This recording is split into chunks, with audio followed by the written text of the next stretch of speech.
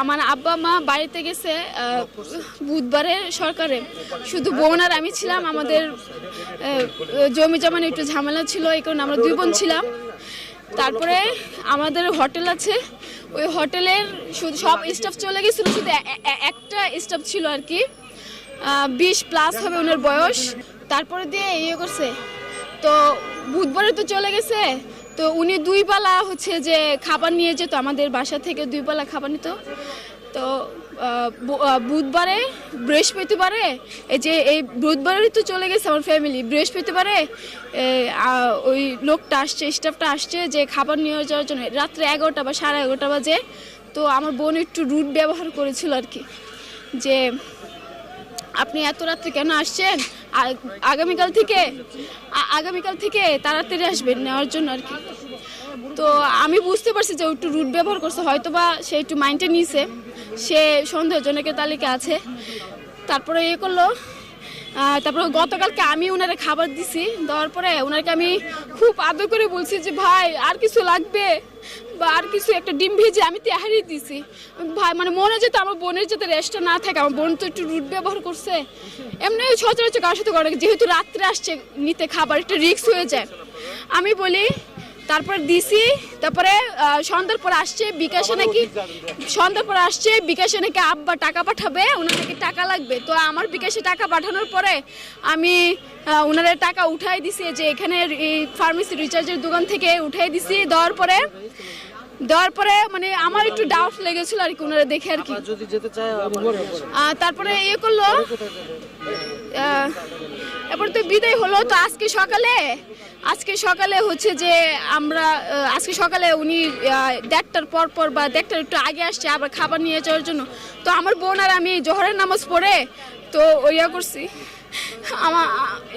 আমি রান্নাবান্না, চুলার রান্নাবান্না, কিচেন যে সব পরিষ্কার করে রেখেছে। তো আমার বোনে উঠার পরে যাতে কাজ না করা লাগে ভাত রান্না করে করছি। তো ঝড় নামাজ পরে আমি থাকা অবস্থায় ওই লোকটা আসার পর ওরা খাবারটা দিছে, দেওয়ার পরে এরপর বলতেছে যে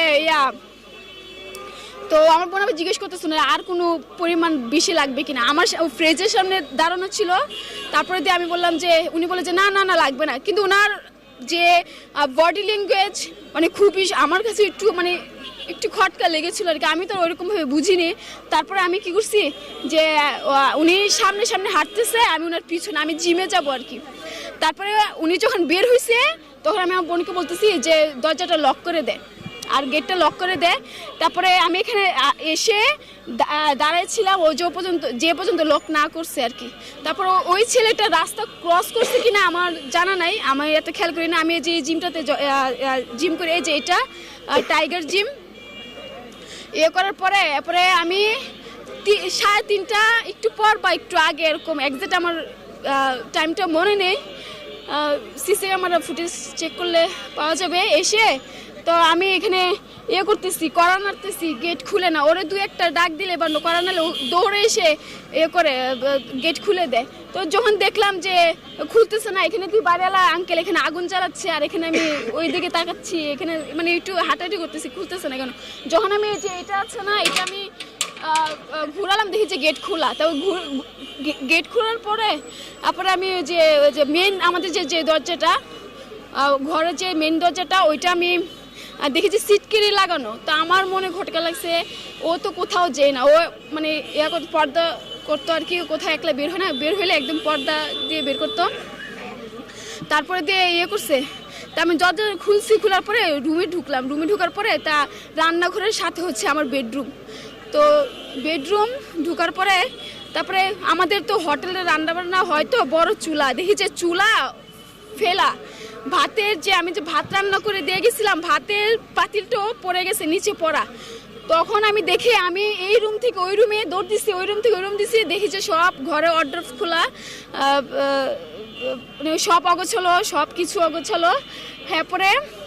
পরে আমি রান্নাঘরটার জন্য, আমি কিচেনের জন্য পরিষ্কার করছি, ওখানে বেসিনটা তো ওখানে, তখন আমি যখন পরিষ্কার করেছিলাম তখন খাটটা ছিল না, মানে একটা যে কাঠের যে এটা ঢেকে রাখে যাতে পানিটা যাতে বাইরে না আসে, ওইটা আমি রেখে যাইনি। তারপরে আমি করছি, তার আমি কি মনে করি জানি এটা সরে দেখি যে আমার বোন এইভাবে কাচুমুচু করে বসা। আমি মনে করছি যে ওর মাথা হয়তোবা হয়তোবা আঘাত লাগছে। তখন আমি ওর বডি ধরে দেখি যে বডি গরম আছে, মানে বেশি সময় হয়নি। তারপরে আমি তাড়াতাড়ি দৌড় খুলে আমি বাড়িওয়ালা আঙ্কেলকে ডাকতেছি, এই চার দোকানের ওনাদের যারা যারা ছিলেন সবাই ডাকতেছি, ডেকে তারপর সবাই ঢুকছে। আমি তো ওনারা বলতেছে যে একটু ধরেন ফরাজিতে নিয়ে যায়, হসপিটাল নিয়ে যায়। একটা মানুষ আসে না। মানুষ এতটা পাষাণ কিভাবে হয় বিপদের সময়? মানুষ এত কিভাবে এরকম বিবেকহীন মানুষ হয়ে থাকে? আমার বোনটা ধরে নেয়, পুরো সিনেমা ফেল। ও আমি এখান থেকে দৌড় দিতেছি, ওইখান থেকে দৌড় দিতেছি। মেহেরবানি করে আমার বোনটাকে একটু ধরেন, এই যে ফরাজি হসপিটাল এখানে একটা রিক্সা ঠিক করে দেন, আমার একটু ধরেন, আমার বোনটা আমি নিয়ে যাই। আমি পারতেছি না ওরা নিতে। হ্যাঁ, পরে এই যে আমার ফ্রেন্ড যে ওরা আমি দেখেছি কেউ নাই। এই বাইরের আঙ্কেল উনি আমার সাথে রুট ব্যবহার করছে। উনিও বলতেছে যে আমরা কি করব, ডাক দিছি, পুলিশ ডাক দিছি। ওর তো বডি গরম ছিল। আপনার কি বিবেক একটু বাজে নাই যে আমি ইয়ারটা নিয়ে যাই, ওরা হসপিটাল ধরাধরি করে নিয়ে যাই? ওনারা জানি না কেন নেয় নাই। হ্যাপরে ওরা আমি এরপরে আমার ফ্রেন্ড আসার পরে এরপরে ও আমি আর রিক্সাওয়ালার মামা ধরাধরি করে ওই যে ফরেস্টে নিয়ে গেছি। ওর নামাজে হিজাব পরা ছিল গলায়। আমি জানতাম না যে গলা যে কাটা। আমি ভাবছিলাম যে মাথা হতে বা আঘাত লাগছে। তারপরে দিয়ে যে ওনারা হুইল চেয়ার নামাইছে, নামানোর পরে ওরা বসায় নিয়ে যাবে। তখন যখন হিজাবটা সরাইছি, মানে প্যাঁচ লাগতেছিল, হিজাবটা যখন সরাইছি তখন দিয়েছে আমার বোনের গলা কাটা। তারপর আবার ব্যাক এনে এই যে এখানে আবার বাসায় আনলাম। না, ওর গলায় রশি পেঁচানো ছিল। রশি পেঁচে হয়তোবা এটা অজ্ঞান অবস্থায় ছিল বা কিছু একটা ছিল, ব্লাড ছিল না।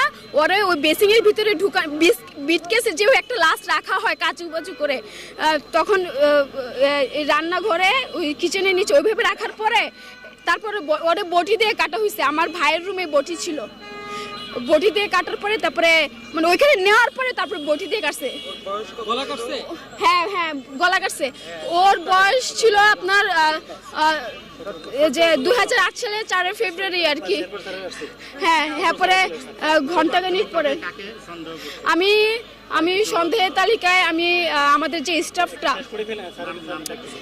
মিলন নাম, ফাতেমা আক্তার নীলি। আমার নাম শোভা। জি, মিলন ও হচ্ছে বছর না, ও 1-1.5 মাসের মতো আমাদের এখানে ডিউটি করতেছে আমাদের রেস্টুরেন্টে। 1-1.5 মাস হয়েছে কিনা সন্দেহ। এটা আমার আব্বা বলতে পারবে। আমার আব্বা আমার বাড়িতে গেছে তো, যে এসে পড়ছে, প্রায় রাস্তার কাছাকাছি এসে পড়ছে। হ্যাঁ, লাগানো ছিল। আমার নাম শোভা, মোসাম্মদ শোভা আক্তার।